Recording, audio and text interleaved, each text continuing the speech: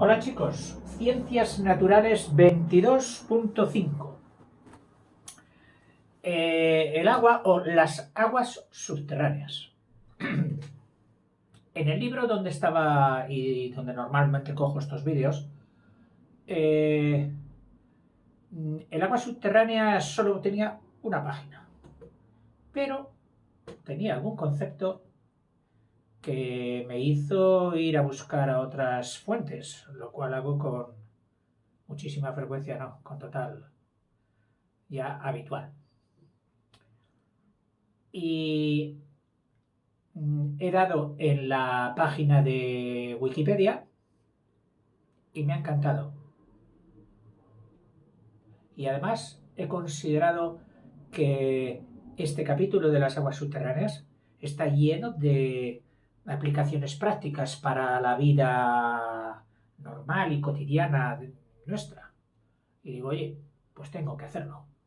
Así que he dejado el libro que descanse y me he cogido las paginitas de la Wikipedia, he subrayado un poquito, para no daros el tostón con una simple lectura, aunque a lo mejor el tostón sale igual, pero bueno. Mira, las aguas subterráneas, no hay más que aludir a la palabra, no, subterráneas, debajo de la tierra. Dicen que es mucho más importante de lo que al principio uno puede imaginar, puesto que es mayor la cantidad de agua subterránea, por supuesto, estamos dentro del continente, no de los mares, mayor que la retenida en lagos o la circulante de los ríos, que se llama a la de los ríos. Dice, y aunque menor al de los mayores glaciares, que por lo visto esos ya tienen un volumen de masa hídrica impresionante, que no llegan las aguas subterráneas a compararse a esas grandes masas heladas de los polos. Dice, pero bueno, solo para que nos hagamos una idea, dice, las masas más extensas, dice, de aguas subterráneas pueden alcanzar 1.000.000 o más de kilómetros cuadrados. 1.000.000 o más de kilómetros cuadrados. Y nos pone un ejemplo, dice, como el acuífero Guaraní, que ya sabes, o bueno, pues tiene parte de Brasil, de Paraguay, de Uruguay, de Argentina, y todo por debajo un acuífero. Por encima de ese acuífero discurre el río Paraná. Pues ese dice que ese acuífero, inmenso, de más de 1.000.000 de kilómetros cuadrados. Dice, el agua del subsuelo, que así también se llama, es un recurso importante, puesto que de cada 3 personas, una utiliza esas aguas subterráneas para subsistencia. Dice, muy importante y además de difícil gestión, porque es muy sensible a la contaminación. Lo que dejamos encima o vertamos o abajo va a ser muy difícil sacarlo. Entonces hay que tener muchísimo cuidado con ello. Y también está muy expuesto a la sobreexplotación. No, tú sigues sacando agua del pozo. ¡Ay, se ha acabado! Madre. Básicamente, pues es el agua de lluvia, que se precipita, bueno, que precipita, no que se precipita, que precipita, se filtra a través del suelo hasta llegar a un material rocoso que está pues saturado, lleno de agua a más no poder. El agua subterránea se mueve, sí, también se mueve, la subterránea se mueve lentamente hacia, como siempre, los niveles más bajos, generalmente siguiendo los ángulos inclinados de las rocas impermeables, todo lógicamente debido a la gravedad, y finalmente muchas de estas aguas subterráneas llegan a aflorar en los arroyos, los lagos, y las que no, pues vertidas en los océanos. Es una creencia también que las aguas subterráneas, ¡ay, qué paisajes más espectaculares! Con las cuevas que salen a veces, todo. Bueno, pues no exactamente todo es así. Esos son las cuevas hechas cuando el agua puede disolver parte de la piedra existente en las profundidades, lo que llamamos la karstificación, que lo vamos a ver en uno de los vídeos siguientes. Y entonces el agua excava simas, enormes profundidades, cavernas y otras vías de circulación. En la espeleología es interesantísimo y peligrosísimo cuando se encuentran que por el fondo de la cueva discurre un río subterráneo que va haciendo muchas veces sifones y que para avanzar en ellos pues tienen que emplear equipos de buceo, etcétera, con mucho peligro. Habrán muerto bastantes personas intentando hacer esto. Pero la otra, pues está las otras aguas, las que no responden a esta karstificación, están no suspendidas, empapando, por así decir, el suelo como el agua empapa una esponja. Y esos suelos, ¿de qué suelen ser? Pues en su mayoría arenas, gravas, arcillas, etc. Aunque las arcillas tienen más de un comportamiento con el agua, porque pueden llegar a ser también tal cual impermeables. Los limos mismo, que son esas arcillas finísimas de un polvo. Un acuífero, y nos lo define ahora, ¿qué sería un acuífero? Acuífero, que lleva agua, fero es llevar, es decir, un acuífero. Es aquella masa de rocas permeables, es decir, que el agua, una masa de rocas permeables, ojo, cuando decimos rocas en geología y mineralogía, ya no solo nos estamos refiriendo a esas masas de piedra dura, granito, no. Rocas pueden ser, geológicamente hablando, hasta la arena. La arena es una roca. Es decir, dice rocas permeables que permiten la circulación y el almacenamiento del agua subterránea en sus poros, unas con sus poros tipo esponjas y otras rocas con sus intersticios, es decir, sus fisuras, y por ahí el agua cuela. O sea, dos maneras de tener agua en las profundidades, o empapado tipo esponja o en las fisuras. Y dentro de estas, la karstificación, es decir, donde el agua ha ido horadando la roca y haciendo sus lechos.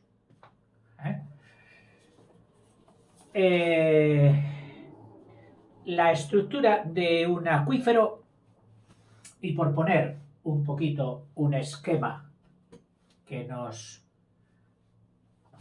aclare para las siguientes líneas, lo vamos a simplificar al máximo.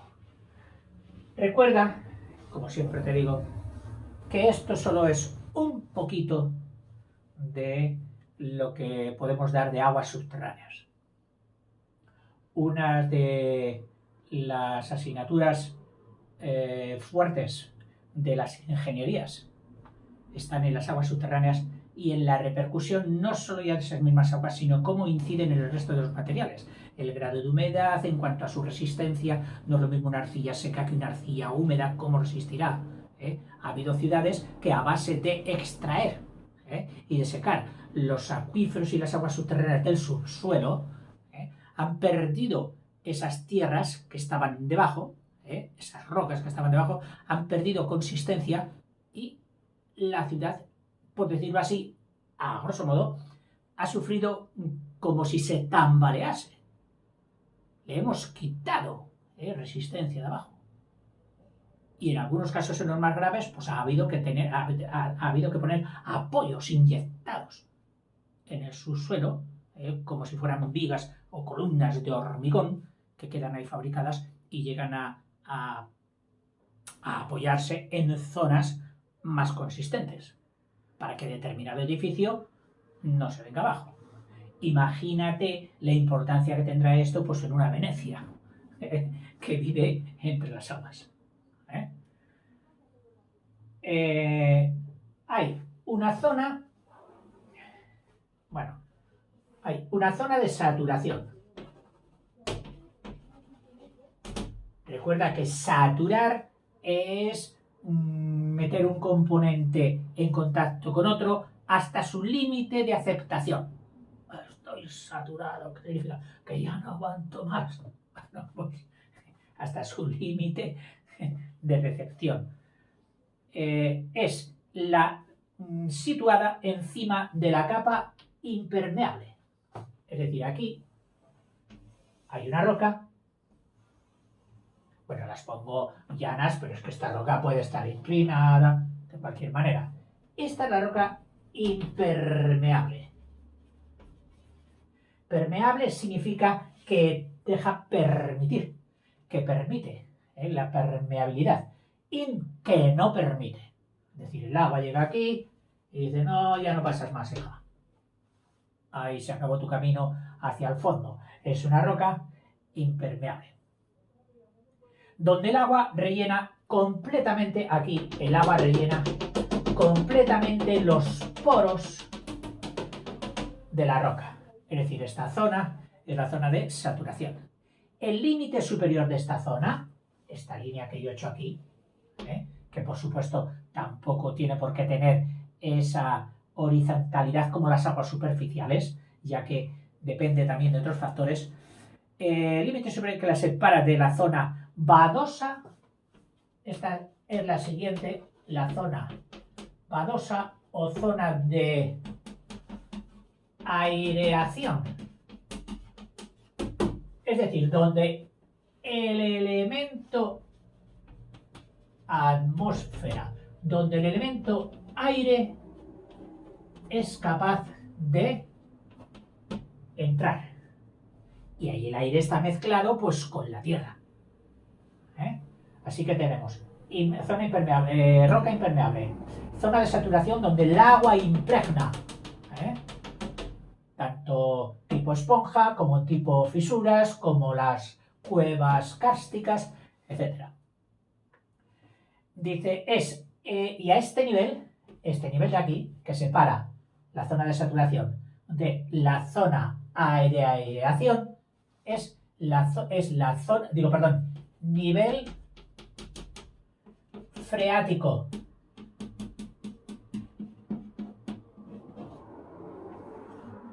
Nivel freático. Y se llama freático porque frea es una palabra griega que significa pozo. Y entonces, cuando alguien excava un pozo, y va quitando tierra, hasta que no llega a esta zona, no asoma el agua. Y luego hará un poquito más que le sirva como de depósito, porque claro, cuando él empieza a sacar agua, seguramente va a sacar agua, si lo hace con una bomba y lo hace para cuestiones de riego, industriales, etcétera, va a salir a más volumen del que el agua de esta zona fluiría hacia el vacío o depresión que tú estás causando al quitar el agua. Pozo, frea. Entonces esta capa, que divide la zona de saturación de la zona de aireación, es el nivel freático. Nivel. Ya no es zona, nivel. Es decir, una lámina imaginaria, freática. Cuando la roca permeable donde se acumula el agua se localiza en dos capas permeables,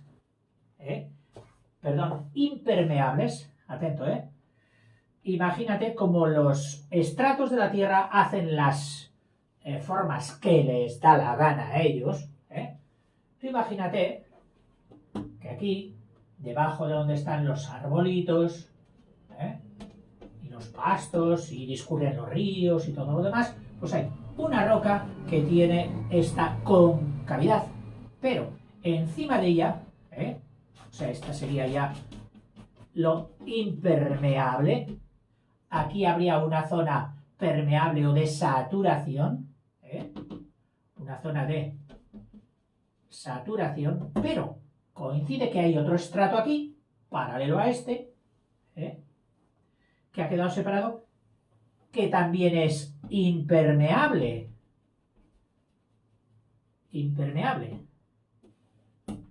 Con lo que las aguas que por aquí tienen entrada se están acumulando, pues aquí, en esta zona, y tienes todo esto lleno de agua. Incluso puede ser que la superficie esté aquí mucho más próxima. Luego por aquí pues daría lugar a otros estratos tal. Total, ¿qué tenemos? Mira, cojo esto.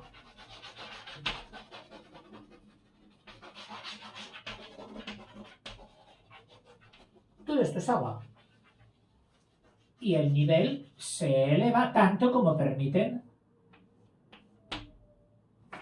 ese estrato impermeable que está ahí encima. De forma que si alguien o hay una fisura por aquí, en esta zona impermeable, tú imagínate que hubiera una fisura. Entonces este agua tiende a salir por vasos comunicantes con su mayor altura. Y este señor, este paisano, observaría que de este pozo el agua brota. El agua brota. Y si lo hace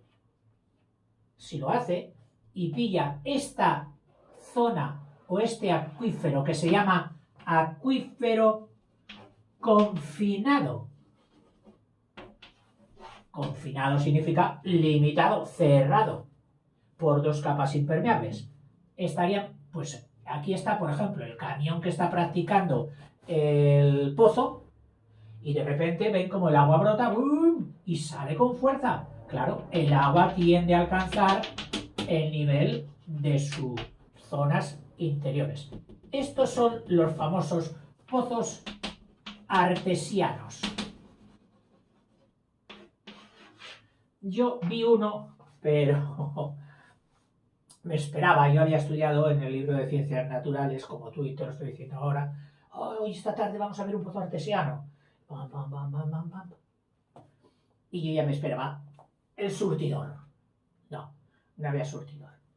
Era pues un pozo, evidentemente, que al revés de todos los pozos que yo había conocido en mi infancia, aquellos que mis padres me decían, no te asomes al pozo, no te arrimes al pozo, y con el que la imaginación infantil soñaba por la noche con sus temores, y uno de los mayores temores era que te caías a un pozo. Bueno, pues no era como estos pozos que yo conocí, que en el pueblo donde yo vivía de crío había muchos. Había incluso casas que tenían su propio pozo, otros pozos que les habían colocado el artilugio ese que ponen, que es la noria, para sacar con los famosos cangilones o cajas de chapa que van bajando en cadena, cogen agua, la suben y la vierten al lado. Eso era la noria. Bueno, pues este pozo que vi tenía el brocal, es decir, la parte del pozo que se suele poner para no caerte, bueno, pues el agua afloraba pues hasta aquí, y aquí ya había un canalillo, un canal por donde salía para regadío y otras cuestiones. Es decir, que era un pozo que no había que sacar el agua, ni con soga, ni con cubo, ni con nada. El agua surgía hasta arriba, pero no con tanta potencia como ese que imaginativamente, o al menos nos gustaría entender que era el famoso pozo artesiano, pero que en las prospecciones que hacen buscando agua, las máquinas que pinchan al estilo de cómo pinchan las que buscan petróleo Hay veces en que el agua sale, ¿por qué? Porque han dado con un acuífero confinado, ¿eh? Y entonces lo primero que tienen que hacer es tener preparado el tapón, tapar, que no se escape el agua, que el agua si la estamos buscando es porque es un tesoro. Los acuíferos ya hemos dicho que podían ser porosos. Lo mejor es ponerte aquí la palabra esponja, y fisurales. Fisurales, te pongo aquí grietas, y las cuevas o conductos kársticos, porque el agua bueno, luego también dice que hay otros que no se llaman acuíferos, se llaman acuitardos, que tienen agua subterránea, pero menos, dice, son malos transmisores, es decir, que retienen agua, pero el agua ahí está muy aprisionada. En fin.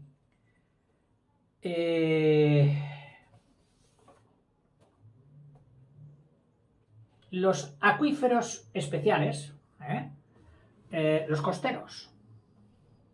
Si te has bañado en el mar, muchas veces le dices a un compañero, oye, no vayas por ahí que hay una corriente de agua fría. Wow. Y si vas con gafas, notas perfectamente la irisación, una irisación del agua dulce que sale por algún hueco en el mar o por la costa, que se vierte al mar. Y ahí, cuando te metes, tienes que remar rápido para entrar en calor. Bueno, pues esos son también acuíferos que van a dar al mar. Dice, pueden ser libres, acuíferos libres, como puede ser uno de estos que baja por aquí, las tierras van bajando, y llegan a las aguas marinas. Entonces, este agua del acuífero es lógico que cuando llegue a la costa desemboque también ahí. Y estas aguas, pues estas tierras se habrán ido rebajando. A su vez, el agua de mar también hará una infiltración hacia la tierra, metiéndose. Es decir, aquí habrá un flujo tanto de agua dulce hacia el mar como de agua salada hacia tierra. Lo sabemos muy bien aquellos que hemos pasado algún periodo cerca del mar, en zonas poco montañosas y donde casi todo el agua potable se coge de pozos. ¿Qué ocurría? Que el señor que hacía el pozo, para proveernos de agua, cuando llegaba aquí, ya tengo agua, pero ojo porque estaba cerca del mar. Entonces, cuando el agua de lluvia llenaba en su mayoría de volumen el contenido de este pozo, nosotros teníamos un agua potable que el señor de la empresa nos distribuía a las casas y decíamos, bueno, no es tan mal este agua. Pero cuando había mucha densidad de población y este señor castigaba al pozo más de lo normal, sacando más agua de lo normal, entonces era el agua del mar el que se infiltraba aquí, y aquellos días prácticamente, bueno, beber nunca. La utilizábamos a lo mejor como venía potabilizada, es decir, con los ¿cómo se dice? Los cuerpos químicos necesarios para su acción bactericida, lo que se llama potabilizar. Pues sí, para cocinar sí, pero para beber, imposible. Imposible. Se notaba mucho el agua. Últimamente, pues ya se subsanó, trayendo pozos más retirados del mar, donde la cuña de agua salada que se infiltra no llegase con la misma facilidad. Esto se llama la cuña salina. Y se llama cuña, pues porque evidentemente pues tendrá una forma así en cuanto a su influencia. Aquí más, y aquí pues menos. Todavía sí hay cierto grado de salinidad. Y hoy te analizan todo. Hoy te cogen el análisis del agua. Fíjate, en cada botella que puedes beber de agua mineral, dices análisis de la botella, o sea, análisis del agua. Y 25 o 30 cuerpos químicos Pues uno de ellos sería el cloruro de sodio, es decir, sal. La recarga, es decir, cómo se llena un acuífero. Evidentemente, cuando llueve. Dice, se renueva en general desde la superficie. Llueve y se va metiendo ahí. Dice, ahora bien, la renovación de un acuífero se produce lentamente si la consideramos con los depósitos de agua superficiales. O sea, un acuífero no se llena tan rápidamente como puedes rellenar tú una piscina o un estanque. Es lógico. Dice, o como se llena un lago o un curso de agua, es decir, como vemos que ha crecido el río. No, el acuífero no se llena con esa celeridad, con esa prontitud. El tiempo de residencia, que así se llama, es el periodo necesario para renovar por completo un depósito a su tasa de renovación normal. Es decir, a ver, no, vamos a estar ahora 6 meses sin coger agua de estos acuíferos. ¿Para qué? Para que se vaya reponiendo lentamente. En algunos casos, la renovación está interrumpida por la impermeabilidad de formaciones geológicas superiores. Fíjate, puede ser que un acuífero que está aquí debajo, aquí en la zona de la superficie, tenga unas capas de limos húmedas, incluso encharcadas, pero que por su acidez y compacidad de esas partículas tan finas forman una capa impermeable que el agua, que parece que está abundante por la superficie, no deja que penetre en los acuíferos internos. Es decir, que si excavamos aquí encontraríamos parte seca, no saturada, semejante a la zona de aireación, antes de encontrar la zona saturada del acuífero. Fíjate, un agua que impide el paso de otra agua.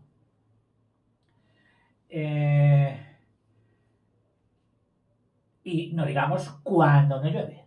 Es decir, si hay una zona de la superficie que no llueve, pues entonces los acuíferos, los que no tienen escorrentía interior, es decir, que se van desplazando hacia los puntos más bajos y se queda el acuífero sin, o bien que han seguido sacando, pues entonces si no llueve y seguimos sacando, los veneros, como así llamamos aquí, que es una palabra preciosa,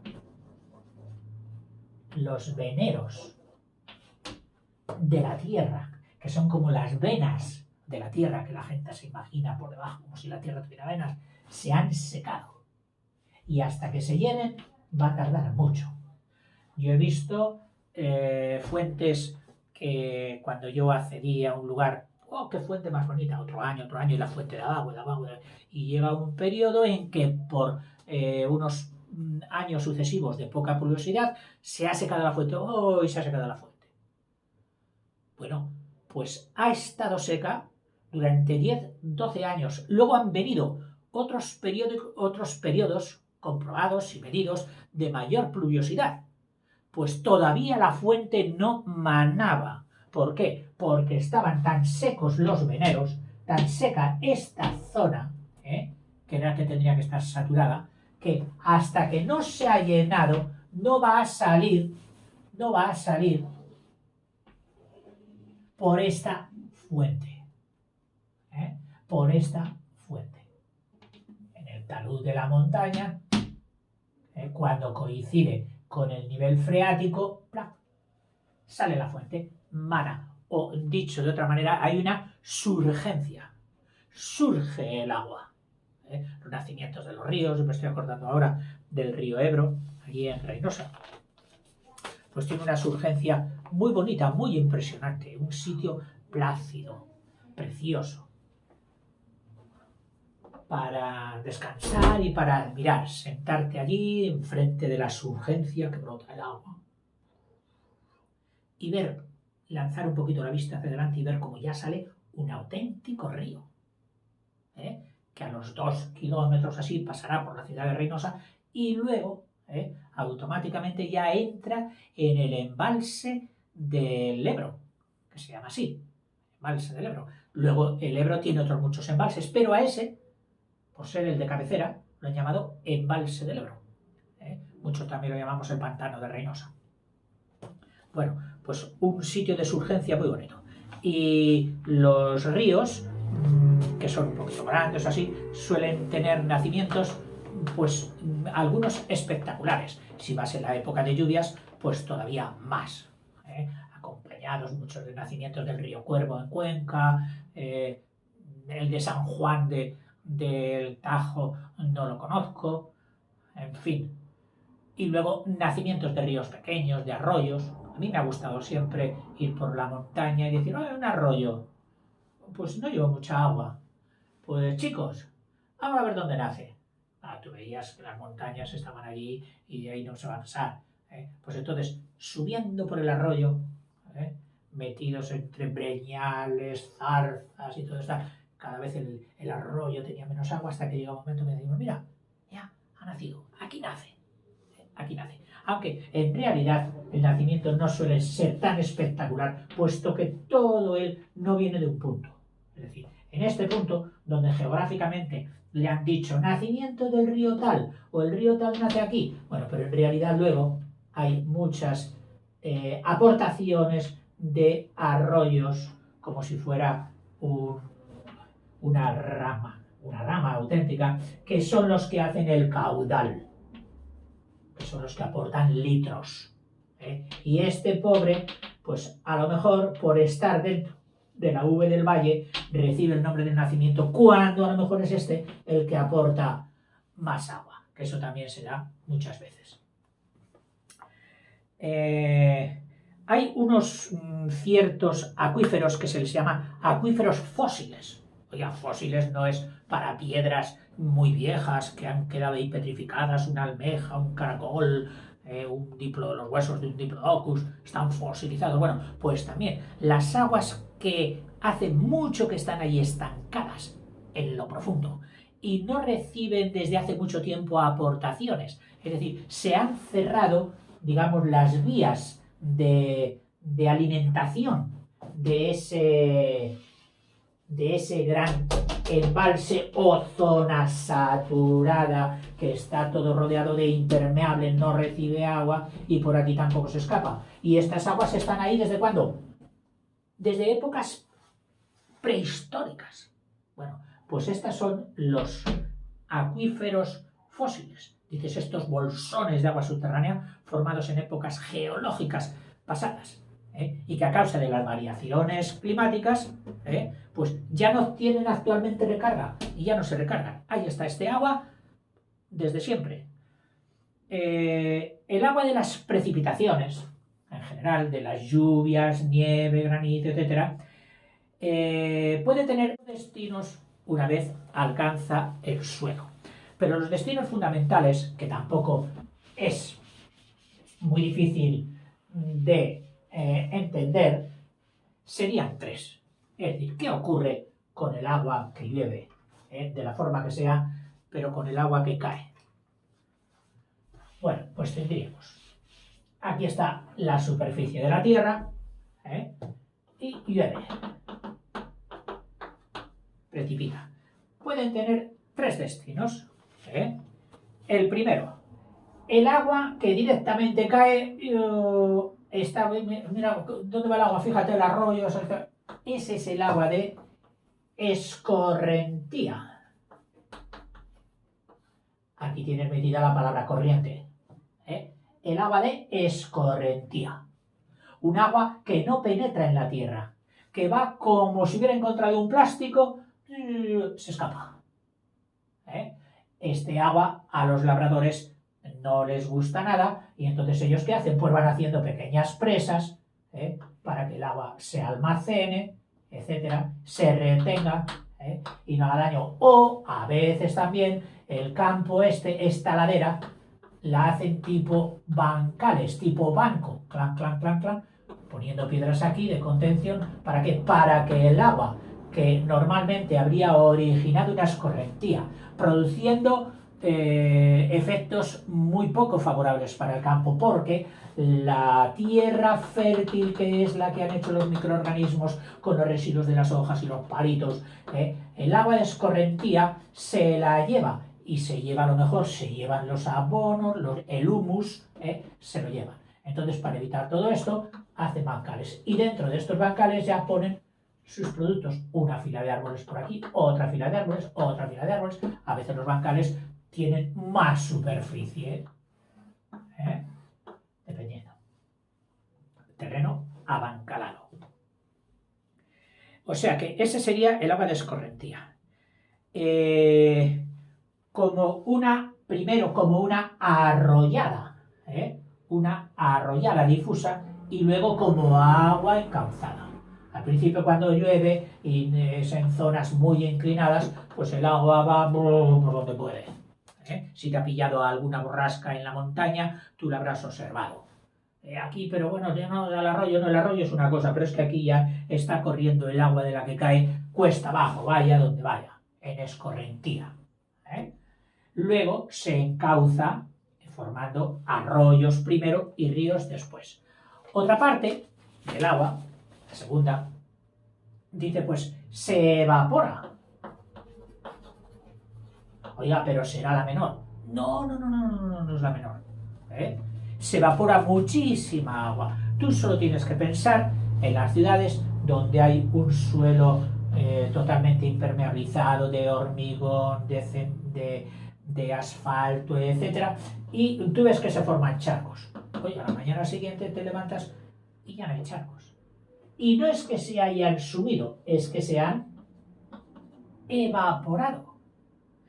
Y no solo esa evaporación normal por el contacto del aire o por el viento, sino que también en los montes se da la evaporación. ¿Por qué? Porque los árboles cogen este agua, primero lo interceptan, es decir, lo retienen con su follaje, y no dejan que caiga directamente.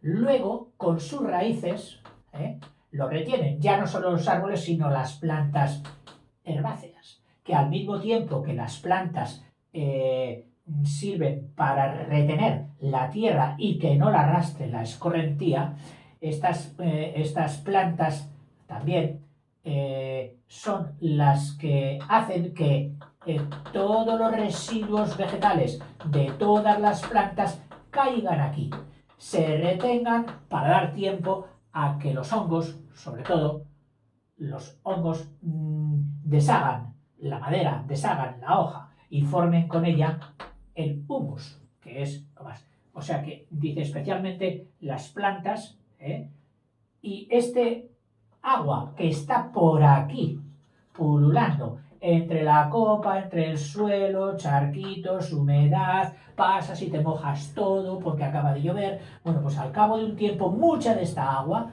también se ha evaporado. Otra se habrá infiltrado, pero mucha de ella, precisamente por la vegetación, se retuvo aquí sin penetrar ni sin marchar, pero luego se ha evaporado. Otra parte también se habrá infiltrado. A esta zona se la suele llamar también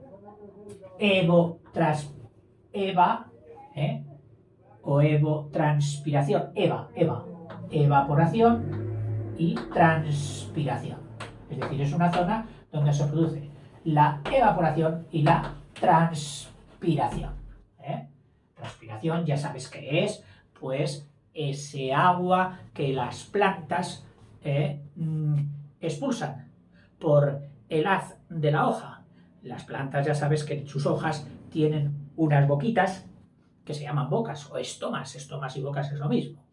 Esas bocas, que las podemos ver incluso con una lupa un poco grande, y no digamos con el microscopio, están comunicadas ya con los vasos leñosos, sobre todo, y liberianos, que son los conductos de la planta. Entonces por ahí evaporan agua, mucha agua, evapora una planta. Las plantas humidifican todo porque están continuamente transpirando agua. Gracias a esa transpiración y gracias también a la capilaridad que no te lo he dicho, pero tengo que hablar de ella no solo en las plantas, sino también en la zona saturada y en la de aireación.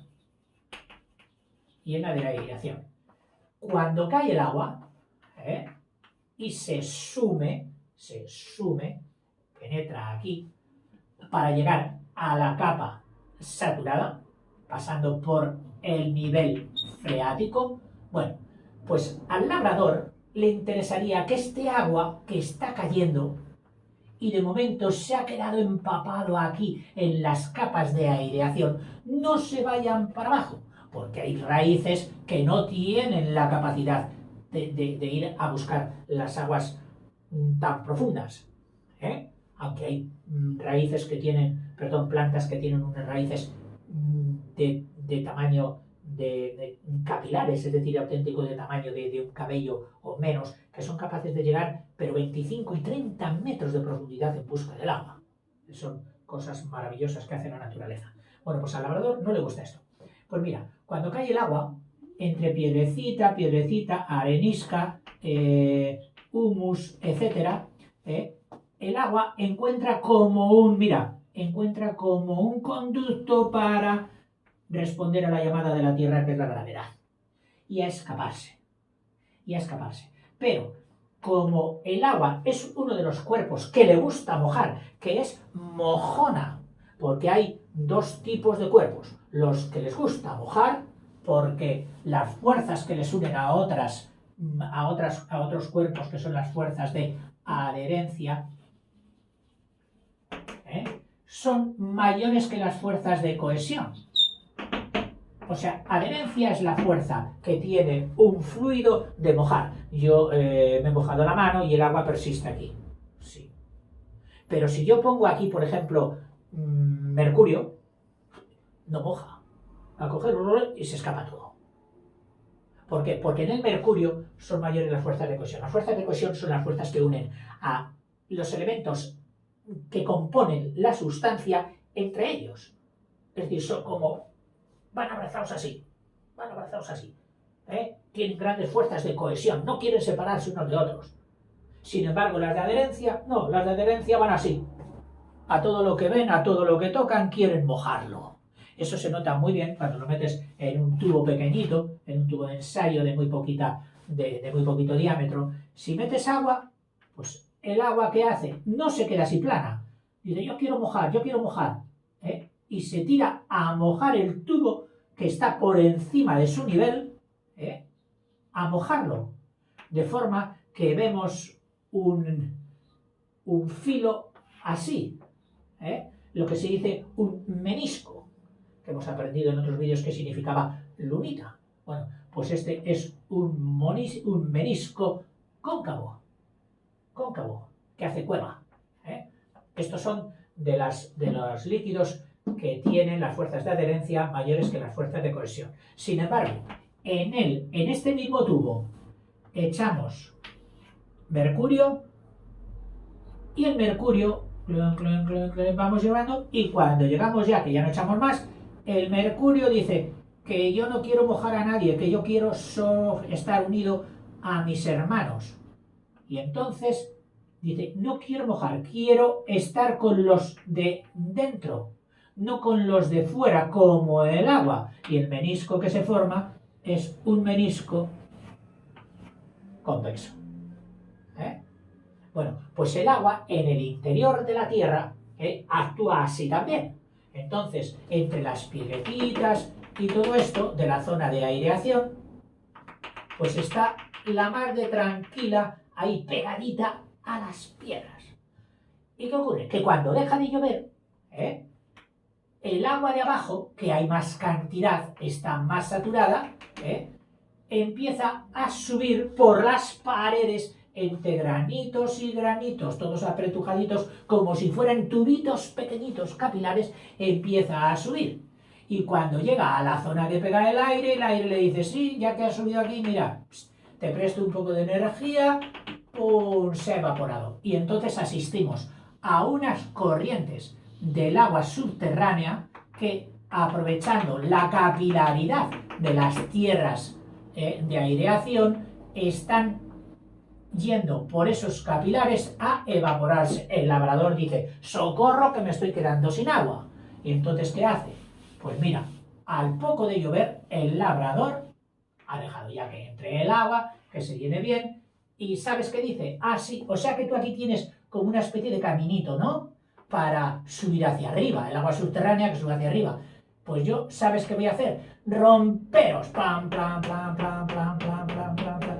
Todos estas, la parte alta de los caminitos, de los capilares por donde se estaba perdiendo el agua, la rotura, que yo no sé si viene ahí roturar de romper, porque claro, una rotura es algo que se rompe, y roturar también es coger la capa de la tierra y voltearla. Entonces él pasa con una especie de discos, que rompen la costra o corteza que aparentemente dura se había quedado encima, pero que conservaba todavía los conductos, los hilillos por donde estaba escapándose el agua. Entonces, al romper esta costra y dejarla pues toda empolvoreada y abotonada, sin profundizar mucho, solo profundizando un poco para que el agua cuando suba aquí, ya me han roto el camino. Por maja, si te han roto el camino, ya no puedes salir, así que quieta ahí. Y ya ha conseguido el labrador que el agua se esté quieta ahí. Este estudio de los suelos y de todo esto, bueno, todas las ciencias son impresionantes y emocionantes, de cómo la agricultura empalma con todas estas ciencias, y no digamos con las del agua subterránea que las necesitan. En fin, así que tendríamos ya, y dice, bueno, esta sería la segunda parte, la primera es correntía, la segunda la evotranspiración, donde estaba también aquí el fenómeno de los vasos capilares, y por último, pues la parte que se infiltra en el terreno. La parte que se infiltra. Filtrar. ¿Dónde? Dentro. Que se infiltra en el terreno hasta encontrar el tope de la piedra impermeable que no le permita ya seguir. La velocidad, el agua sí que se puede mover dentro. Entonces, ¿de qué depende la infiltración? Hombre, pues dependerá primero de la naturaleza de la tierra que hay aquí. Si es una tierra muy porosa, el agua en cuanto cae, oye, no ha quedado nada. O no. Mira, se han quedado charcos. Porque es una tierra más ácida que llaman. A veces los campos los dividen básicamente en esas dos grandes estándares de tierras ácidas y tierras básicas. Tierras básicas suelen tener arena y todo esto y hace que el agua se infiltre mejor. En esas, los labradores tienden a quemar la paja y los subproductos vegetales de cada año porque la ceniza acidifica. La ceniza hace que sea ese terreno un poquito menos poroso. Al revés, con los suelos muy ácidos y arcillosos, pues deberán tomar otro comportamiento, que son esos campos que llueve un poquito y ya están encharcados. En fin. La velocidad a la que el agua se mueve depende... ¿de qué depende la infiltración? Hombre, pues depende de la litología. Lito es piedra. Logía, conocimiento, es decir, de la naturaleza del terreno. Hemos hablado ahora de dos, de los terrenos ácidos y los terrenos básicos. Y también de ellos depende si un terreno va a ser poroso, es decir, de fácil infiltración de las aguas, también si es agrietado. Imagínate que es de roca pero tiene mucha grieta, entonces por también ahí el agua se va a infiltrar rápidamente. Y también de la mineralogía del sustrato, es decir, si es caliza o es de yeso, la va a disolver y va a ir infiltrándose. Otro factor desfavorable para la infiltración, aunque parezca que no, opuesto a la infiltración, pues es un terreno excesivamente inclinado. El agua, en cuanto cae, se toma la de Villadiego y se marcha hacia abajo a toda velocidad. Y no ha tenido tiempo de infiltrarse. Aquí tienes cómo la exagerada inclinación puede ser contra la infiltración. Dice, luego ya te he hablado de la vegetación densa. La vegetación densa de esos árboles que primero hacen una interceptación de la gota. Ya sabes, oh, métete debajo del árbol que está lloviendo. Y el otro que es un poquito más acostumbrado que tú a estas cosas te dice, sí, sí, métete, pero no te va a durar mucho, porque ya sabes lo que dice el refrán, quien se mete debajo de hoja 2 veces se moja. O sea, que al principio, ¡uy, qué a gusto! Ya no llueve, estamos debajo del árbol. Y al cabo de un poquito, ¡pua! ¡Pua! Empiezan a caer gotas y más gordas y en más cantidad. Por eso dicen, el que se mete debajo de hoja 2 veces se moja. Bien, o sea que primero el árbol hace de interceptación. Dice, pero extiende en el tiempo el efecto de las precipitaciones. Es decir, hace que aunque no vengan precipitaciones, el efecto de lo que llovió, como hay monte, como hay follaje, como hay selva o como hay bosque cerrado, esas lluvias han durado más. Es decir, han retenido el agua ahí. Reducen la fracción de la escorrentía, por supuesto, y aumentan el de la filtración. Por eso los montes, a ser posible, deberían estar todos poblados, de arbolado. Otro efecto favorable de la vegetación tiene que ver con las raíces, especialmente las raíces densas y superficiales de muchas plantas herbáceas, de las hierbecitas esas que están por ahí. Y también las plantas favorecen la infiltración con la formación del humus del suelo. Es curioso cuando vas caminando por el monte, que vas a lo mejor por un camino y aquí la máquina dejó un talud, es decir, un corte totalmente vivo. Y ahí observas, en la capa alta donde todavía hay árboles, observas la tierra negrita de humus negra, luego otra más clarita ya, luego grava, luego tal, y por último ya arcilla o piedra, que es lo que la máquina te ha dejado para que tú y los camiones y los coches piséis. Y aquí, en este corte o talud, se observan todos los pasos del terreno, del suelo. Esa ciencia que se llama la edafología, la ciencia de las rama de las ciencias naturales que estudia los suelos. Bueno, cuando dice, la velocidad a la que el agua se mueve depende del volumen de los intersticios o porosidad y del grado de intercomunicación entre ellos. Lógico. Los dos principales parámetros de que depende la permeabilidad, que son esos: el tamaño del grano, la naturaleza del grano y los huecos que hay entre los granos o entre las piedras o las rocas que componen ese suelo.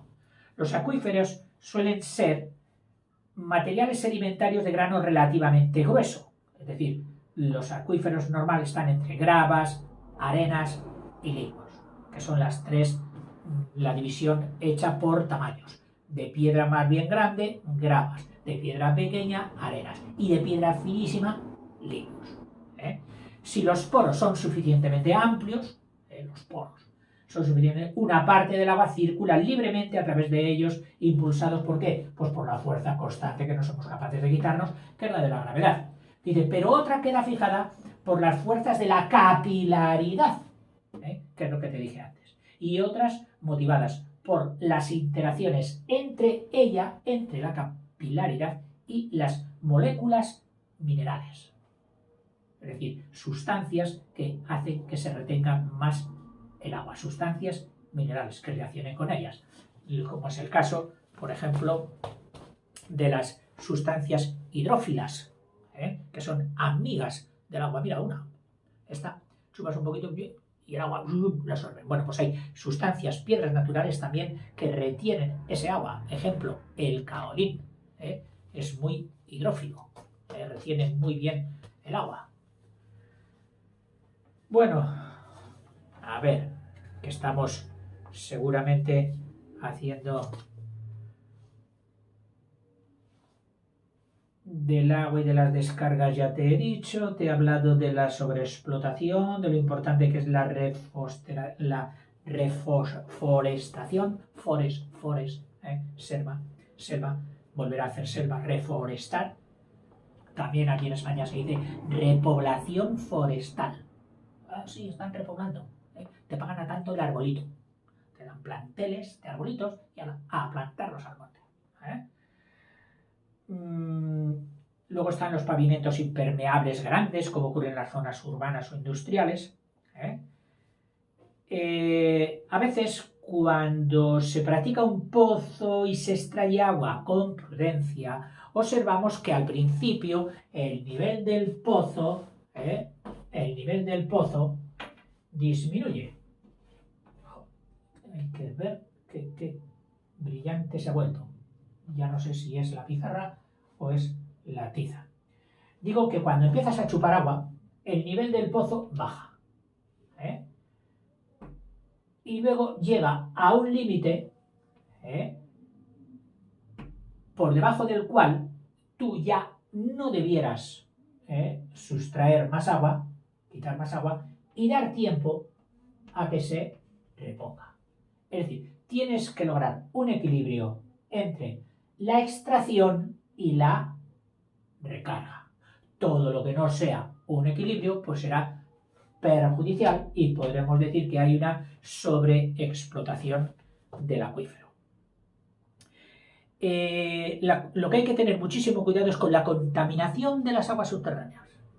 Yo cuando me enteré de que una pila normal con su mercurio era capaz de contaminar no sé cuántos cientos de metros cúbicos, dije, lo primero que te voy a guardar en mi casa, las pilas. Y siempre tengo ahí una cajita, pila que sacamos que está botada, pum, la cajita. Y de vez en cuando, pues, llevarlas a los sitios preparados ya por las autoridades para que este mercurio no llegue al agua. Eso, que es una de las contaminaciones peores. Pero también hay que tener en cuenta otras. Mira, siempre que dejamos porquería encima, no digamos, bueno, eso nada, no, eso va a llover y va a haber algo de ese cuerpo que tú has dejado que se va a ir a los acuíferos y los va a contaminar. No hablemos ya de las otras contaminaciones más importantes. Mira, te hablo de algunas. Contaminaciones, por ejemplo, la actividad agrícola. Los nitratos, que son esos abonos muy buenos para las plantas, sí, pero que se quedan ahí en la tierra.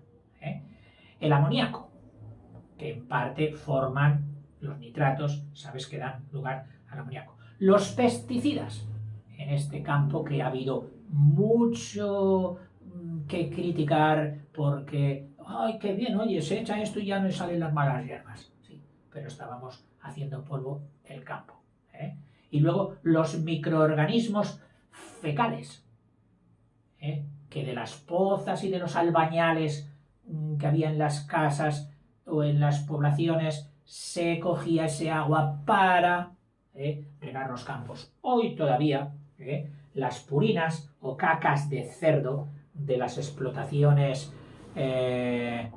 porcinas se retienen en balsas y luego las extraen con un tractor, las succionan en un gran depósito y las llevan por el campo y lo esparce todo.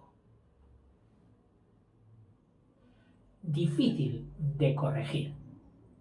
Difícil. Conozco un poquito al detalle una zona de estas, de muchas granjas de cerdo, e incluso por parte de las autoridades se proveyó a la zona de una planta de reciclaje de las purinas, es decir, de una depuradora. Bueno, pues esa depuradora ha acabado cerrada. ¿Por qué? Por falta de disposición. Claro, hay que cobrarle al ganadero para que sea rentable. O bien esa planta va a tener una aportación de recursos públicos que no está dentro de los presupuestos. Total, ha acabado cerrada. Se vigilan, dicen que se castigan el vertido desproporcionado y que hay que hacerlo solo cuando haya llovido y que no hay que hacerlo en los meses de veranos y que no sé qué y que no sé cuántos. Pero os digo que hay momentos en que en aquella zona hay que ponerse una mascarilla, pero solo para inodoro, ¿eh? De lo mal que llega a oler. Pero claro, el cerdo da dinero, es su forma de vida, ¿eh? Y ya no solo lo hacían las minas antiguamente, como vamos a ver, de la polución, sino que hoy se puede hacer con una sobreexplotación ganadera. Incluso ya sabes que las vacas, con el metano de sus ventosidades, alteran la composición de las capas de arriba y de la atmósfera e inciden en la cantidad y calidad de los rayos que llegan hasta la Tierra. Sí, sí, curioso. Cómo las vacas nos pueden alterar el planeta. Bueno, luego también fuente de contaminación, el saneamiento in situ, que se emplean nitratos, microorganismos fecales que no son del todo depurados y se escapan, y trazas de hidrocarburos sintéticos también, como los empleados en los plásticos, etc. Luego, las gasolineras y talleres de coches, el benceno, otros productos de hidrocarburos aromáticos, los fenoles, algunos hidrocarburos halogenados, etc. Depósito final de residuos sólidos, es decir, los vertederos. Allí pues hay amonio, salinidad, algunos hidrocarburos, metales pesados. Las industrias metalúrgicas, con el agua que utilizan para enfriar los metales, para limpiar, etc., pues ahí suelen verterse amonio, de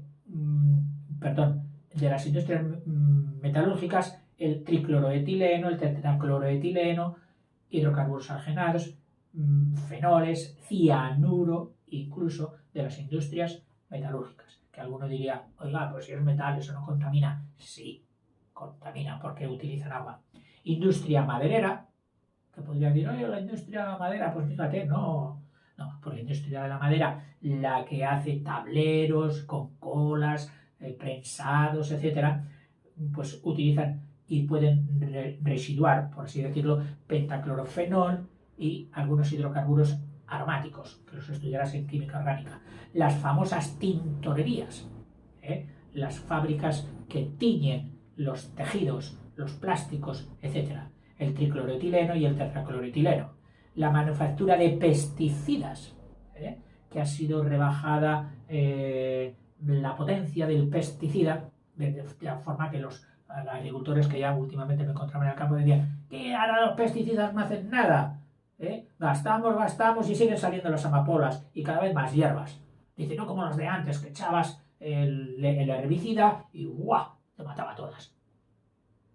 Bueno, pues hemos tenido que hacer unos pesticidas y unos herbicidas para matar insectos, etcétera, más suaves, que no repercutan en las aguas residuales. Depósito final de lodos residuales domésticos, en las granjas y en todo eso, pues ¿dónde has echado el estiércol del cerdo y dónde esto y dónde tal? Sí, ahí donde siempre ha estado el estercolero. Muy bien, pero es que eso también cuando llueve y cuando se impregna va al subsuelo. Siempre que bebas de una fuente tienes que examinar muy bien el entorno de esa fuente. Que no haya explotación ni agrícolas ni ganaderas, porque es seguro que en los sustratos hondos de la tierra ha llegado parte de la contaminación y luego pues da origen a enfermedades raras. Los curtiembres, es decir, las fábricas de curtidos, que también se llevaron la palma de la suciedad y del ensuciamiento de los ríos en las zonas que tenían los famosos batanes de curtir piel. El cromo, la salinidad, algunos hidrocarburos, fenoles, etc. La explotación y extracción de petróleo o de gas. ¿Por qué? Pues porque también no es que utilicen agua, es que, entre otras cosas, ya sabes que el petróleo sale con agua, porque en el fondo de las bolsas de petróleo, en la parte superior de las que suele haber gas, luego suele estar el petróleo y por último agua salada. Y hay una zona intermedia donde el agua salada está muy mezclada con el petróleo. Claro, el productor no quiere dejar el petróleo que está mezclado aquí y saca ambas cosas.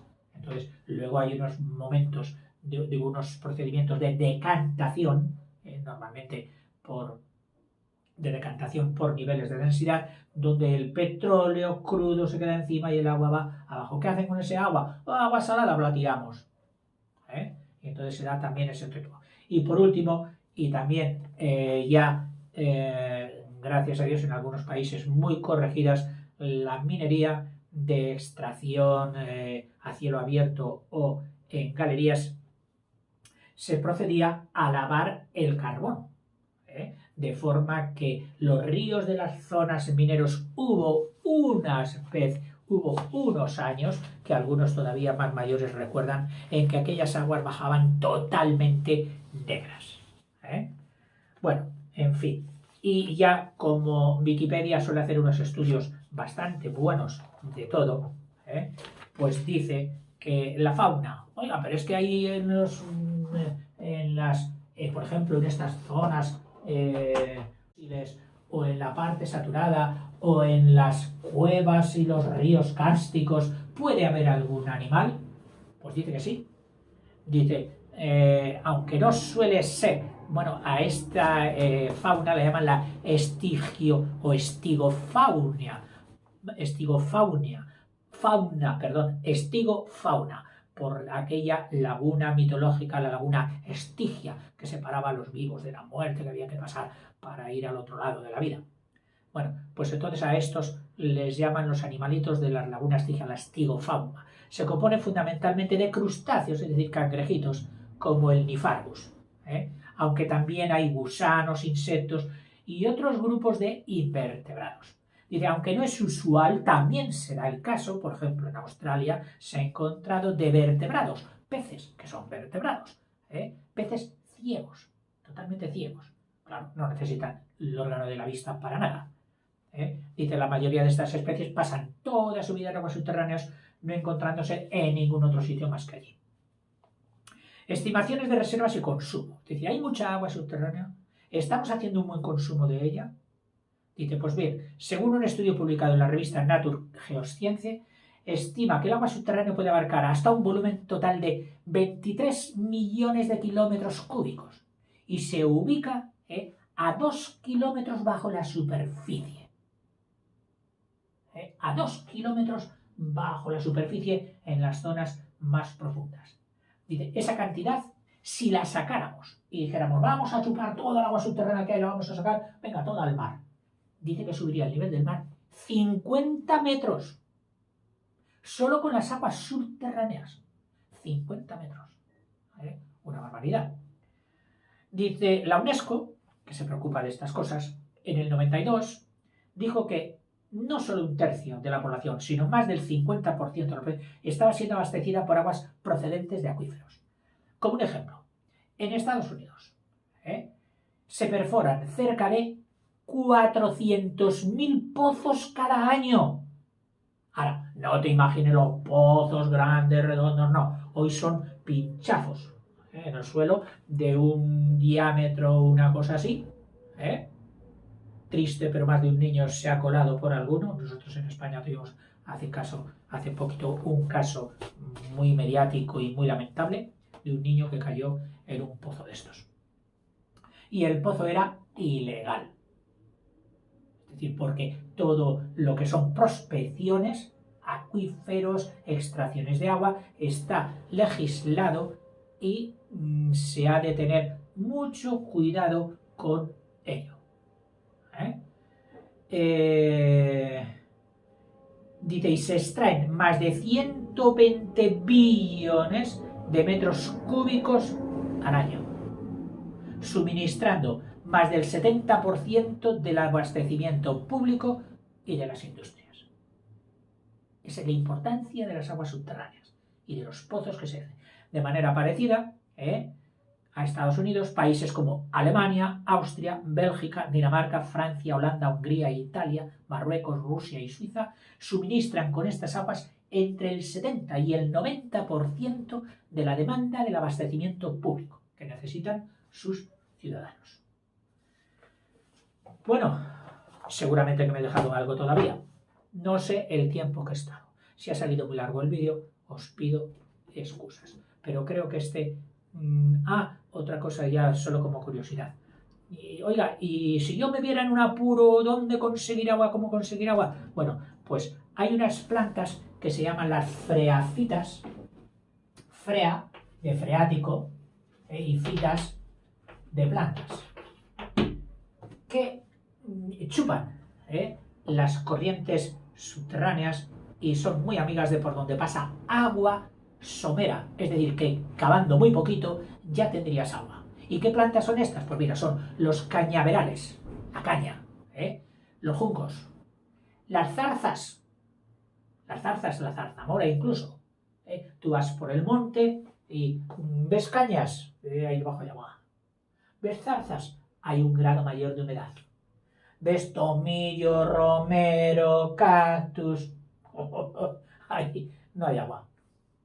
Pero si ves estas otras, sí. Y en cuanto a árboles, también, aunque suelen estar en zonas más bajas, de la ribera ya de los ríos, pues si es una zona donde se da bien el chopo, el álamo, ¿cómo se dice? El aliste que llaman unos, ahora no me sale, el fresno y todos estos árboles, indica que hay buenos acuíferos debajo y además muy buenos para coger aguas potables, por ejemplo, para un pueblo. Aunque ya sabes que estas aguas que en algunos sitios pueden beberse directamente del pozo, nunca es tampoco recomendable. Siempre las autoridades en los pueblos las someten ya a un proceso de potabilización, medido a veces pues con vertido químico, mesurado y otras veces también con rayos, incluso bactericidas infrarrojos, etcétera, para matar aquello que... Y luego también, por supuesto, con un filtrado. Y que conste que el mejor filtrado que puede haber para potabilizar el agua es el filtrado de la naturaleza. Es decir, si tú quieres hacer un filtro, solo tienes que coger una especie de cribas y meter en las superiores gravas gruesas. Luego gravas más finas, luego arenas gruesas, luego arenas finas y luego por último arenas más finas todavía. Echas agua por arriba y por filtración el agua que te resulte después de haber pasado todo eso será un agua ya sin partículas. Estamos en partículas físicas. Otra cosa es la depuración química. Para la depuración química, si tiene sales minerales adecuadas o no, patógenos, bacterias, etc. Bueno, aunque sabemos también que hay otras bacterias que nos ayudan mucho, que son las bacterias precisamente empleadas para la depuración. Esas bacterias que en los ríos antiguamente actuaban solitas, siempre que al río no se le sobrecargara. Cuando no teníamos detergentes fuertes, que solo teníamos el jabón de toda la vida de sosa, y se vertían a los ríos, y los ríos salían sucios del vertido de un pueblo, pero cuando llegaban al pueblo del siguiente ya estaba el agua súper limpia, habían actuado las bacterias, esas bacterias que son la base esencial de las depuradoras. Las depuradoras solo son renacimiento de bacterias, es decir, hacer como tenemos que lograr que nazcan millones y billones de bacterias porque ellas en realidad son las que hacen la depuración. Estas bacterias puede que en algunos momentos ya esté tan alterado el río, como es el ejemplo clásico que se pone del río Ganges, ese río sagrado en la India, donde por repercusiones antropogénicas, es decir, incluso de vertidos, de cuerpos, de cadáveres, etc., pues el río sufre una sobrecarga de material. Y luego también se coge para el riego, es decir, un río sobre explotado, manejado, usado por millones de personas. Pues bueno, ahí se ha juntado el hambre con las ganas de comer y hay unas bacterias que están cogiendo elementos del fondo y están liberando arsénico. Arsénico, que sabes tú, te suena siempre a veneno. Pues sí, es que es venenoso. Y las personas de allí están siendo lentamente envenenadas. Si no se logra corregir, pues puede llegar a unos extremos, supongo que muy perniciosos. En fin, cuidemos las aguas. No tiremos nada al suelo. Reciclemos, tiremos las cosas donde haya que tirarlas. Hasta luego, chicos. Perdón por el rollo.